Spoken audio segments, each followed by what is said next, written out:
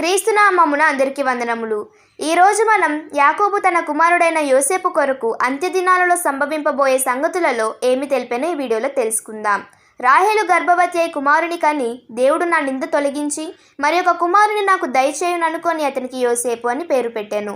దీనిని మనం ఆదికాండం 30వ అధ్యాయం 22 నుంచి 24 వచనములలో చూడొచ్చు.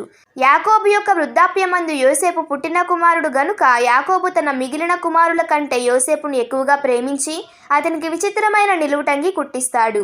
యోసేపు తన సహోదరుల యొక్క చెడుతనమును గూర్చిన సమాచారము తన తండ్రికి తెచ్చుచుండుటను బట్టి తాను కనిన కలలను తన సహోదరులకు చెప్పుట వలనను యోసేపు యొక్క సహోదరులు యోసేపు మీద పగపట్టి అతనిని చంపదలచి ఒక గుంటలో అతనిని పడద్రోస్తారు.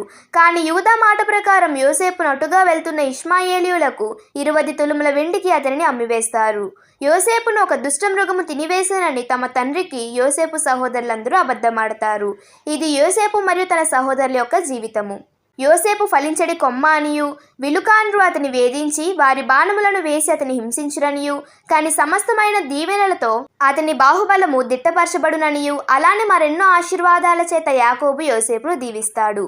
దీనిని మనం ఆదికాండం 49వ అధ్యాయం 22 నుంచి 26 వచనములలో చూడొచ్చు.